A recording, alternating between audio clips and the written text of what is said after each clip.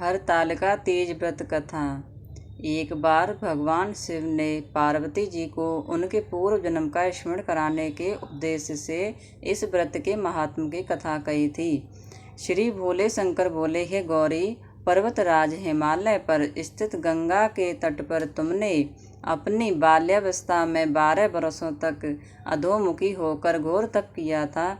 इतनी अवधि तुमने अन्न न खाकर पेड़ों के सूखे पत्ते चबाकर व्यतीत किए। माघ की विकराल शीतलता में तुमने निरंतर जल में प्रवेश करके तप किया। बैसाख की जला देने वाली गर्मी में तुमने पंचाग्नि से शरीर को तपाया। श्रावण की मूसलधार वर्षा में खुले आसमान के नीचे बिना अन्न जल ग्रहण किए समय व्यतीत किया। तुम्हारे पिता तुम्हारी कष्ट साध्य तपस्या को देखकर बड़े दुखी होते थे, उन्हें बड़ा कलेश होता था। तब एक दिन तुम्हारी तपस्या तथा पिता के कलेश को देखकर नारद जी तुम्हारे घर पधारे। तुम्हारे पिता ने हृदय से अतिथि सत्कार करके उनके आने का कारण पूछा। नारद जी ने कहा कि गिरिराज, मैं भगवान विष्णु के भेजने पर यहाँ उपस्थित हुआ हूँ। आपकी कन्या ने बड़ा कठोर तप किया है, इससे प्रसन्न होकर वे आपके सुपुत्री से विवाह करना चाहते हैं। इस संदर्भ में आपकी राय जानना चाहता। नारद जी की बात सुनकर गिरिराज गद उठे। उनके तो जैसे सारे कलेश ही दूर हो गए। प्रसन्न चित्त होकर बोले, श्रीमान, यदि स्वयं विष्णु मेरी कन्या का वर्ण करना चाहते हैं तो भला मुझे क्या आपत्ति हो सकती है। वे साक्षात ब्रह्मा हैं। महर्षि, ये हर पिता की इच्छा होती है कि उसकी पुत्री सुख संपदा से युक्त पति के घर की लक्ष्मी बने। पिता की सार्थकता इसी में है कि पति के घर जाकर उसकी पुत्री पिता के घर से अधिक सुखी रहे। तुम्हारे पिता की स्वीकृति पाकर नारद जी विष्णु के पास गए और उनसे तुम्हारे ब्याह की निश्चित होने का समाचार सुनाया। मगर इस विवाह संबंध की बात जब तुम्हारे कान में पड़ी तो तुम्हारे दुख का ठिकाना न रहा। तुम्हारी एक सुखी ने तुम्हारी इस मानसिक दशा को समझ लिया और उससे तुमसे उस विक्षिप्त का कारण जानना चाहा। तब तुमने बताया कि मैंने सच्चे हृदय से भगवान शिव शंकर का वर्ण किया है, किंतु मेरे पिता ने मेरा विवाह विष्णु जी से निश्चित कर दिया। मैं विचित्र धर्म संकट में हूँ, अब क्या करूँ। प्राण छोड़ देने के अतिरिक्त अब कोई भी उपाय शेष नहीं बचा है। तुम्हारी सखी बड़ी ही समझदार और सूझबूझ वाली थी। उसने कहा, सखी, प्राण त्यागने का इसमें कारण ही क्या है। संकट के मौके पर धैर्य से काम लेना चाहिए। नारी के जीवन की सार्थकता इसी में है कि पति रूप में हृदय से जिसे एक बार स्वीकार कर लिया, जीवन पर्यंत उसी से निर्वाह करें। सच्ची आस्था एक निष्ठा के समक्ष तो ईश्वर को भी समर्पण करना पड़ता है। मैं तुम्हें घनघोर जंगल में ले चलती हूँ, जो साधना स्थली भी हो, और जहाँ तुम्हारे पिता तुम्हें खोज भी न पाएं, वहाँ तुम साधना में लीन हो जाना।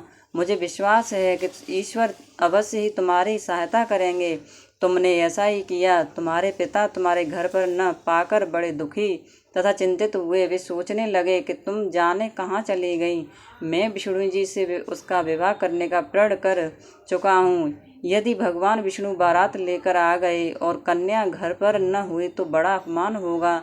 मैं तो कहीं मुंह दिखाने योग्य भी नहीं रहूँगा। यही सब सोचकर गिरिराज ने जोर शोर से तुम्हारी खोज शुरू करवा दी। इधर तुम्हारी खोज होती रही और उधर तुम अपनी सखी के साथ नदी के तट पर एक गुफा में मेरी आराधना में लीन थी। भाद्रपद शुक्ल तृतीय को हस्त नक्षत्र था। उस दिन तुमने रेत के शिवलिंग का निर्माण करके व्रत किया। रात भर मेरी स्तुति के गीत गाकर जागी। तुम्हारी इस कष्ट साध्य तपस्या के प्रभाव से मेरा आसन डोलने लगा। मेरी समाधि टूट गई। मैं तुरंत तुम्हारे समक्ष जा पहुंचा और तुम्हारी तपस्या से प्रसन्न होकर तुमसे वर मांगने के लिए कहा। तब अपनी तपस्या के फल स्वरूप मुझे अपने समक्ष पाकर तुमने कहा, मैं हृदय से आपको पति के रूप में वर्ण कर चुकी हूँ। यदि आप सचमुच मेरी तपस्या से प्रसन्न होकर आप यहाँ पधारे हैं तो ये अपनी अर्धांगिनी के रूप में स्वीकार कर लीजिए। तब मैं तथास्तु कहकर कैलाश पर्वत लौट आया। प्रातः होते ही तुमने पूजा की समस्त सामग्री को नदी में प्रभावित करके अपनी सहेली सहित व्रत का पारण किया। उसी समय अपने मित्र बंधु दरबारियों सहित गिरिराज तुम्हें खोजते खोजते वहां पहुंचे और तुम्हारी इस कष्ट साध्य तपस्या का कारण तथा उद्देश्य पूछा। उस समय तुम्हारी दशा को देखकर गिरिराज अत्यधिक दुखी हुए और पीड़ा के कारण उनकी आंखों में आंसू उमड़ पड़ आए थे। तुमने उनके आंसू पोंछते हुए विनम्र स्वर में कहा, पिताजी, मैंने अपने जीवन का अधिकांश समय कठोर तपस्या में बिताया है। मेरी इस तपस्या का उद्देश्य केवल यही था कि मैं महादेव को पति के रूप में पाना चाहती थी। आज मैं अपनी तपस्या की कसौटी पर खरी उतर चुकी हूँ। आप क्योंकि विष्णु जी से मेरा विवाह करने का निर्णय ले चुके थे, इसलिए मैं अपने आराध्य की खोज में घर छोड़कर चली आई। अब मैं आपके साथ इसी शर्त पर घर जाऊंगी कि आप मेरा विवाह विष्णु जी से न करके महादेव जी से करेंगे। गिरिराज मान गए और तुम्हें घर ले आए। कुछ समय के पश्चात शास्त्रोक्त विधि विधान पूर्वक उन्होंने हम दोनों को विवाह सूत्र में बांध दिया। हे पार्वती, भाद्रपद की शुक्ल तृतीया को तुमने मेरी आराधना करके जो व्रत किया था, उसी के फल स्वरूप मेरा तुमसे विवाह हो सका। इसका महत्व ये है कि मैं इस व्रत को करने वाली कुंवारियों को मनवांछित फल देता हूँ। इसलिए सौभाग्य की इच्छा करने वाली प्रत्येक युवती को ये व्रत पूरी एकनिष्ठा तथा आस्था से करना चाहिए। इन बातों का खास ध्यान रखें। नंबर 1, हरितालिका तीज पर तृतीया तिथि में ही पूजन करना चाहिए। तृतीया तिथि में पूजा गोधूली और प्रदोष काल में की जाती है। चतुर्थी तिथि में पूजा मान्य नहीं, चतुर्थी में पारण किया जाता है। नंबर 2, नव विवाहिताएँ पहले इस व्रत को जिस तरह रख लेंगी, हमेशा उन्हें उसी प्रकार इस व्रत को करना होगा। इसलिए इस व्रत का ध्यान रखना है कि पहले व्रत से जो नियम आप उठाएं उनका पालन करें। अगर निर्जला ही व्रत रखा था तो फिर हमेशा निर्जला ही व्रत रखें। आप इस व्रत में बीच में पानी नहीं पी सकते। नंबर 3, इस व्रत में भूलकर भी सोना नहीं चाहिए। इस व्रत में सोने को मनाही ही है। व्रत रखने वाली महिलाओं को रात भर जागकर भगवान शिव का स्मरण करना चाहिए। इस दिन महिलाओं को 16 श्रृंगार करना चाहिए और साथ ही सुहागन का सामान सुहागन महिलाओं को दान करना चाहिए।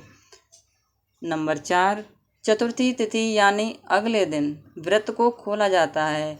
व्रत की पारण विधि के अनुसार ही व्रत का पारण करना चाहिए।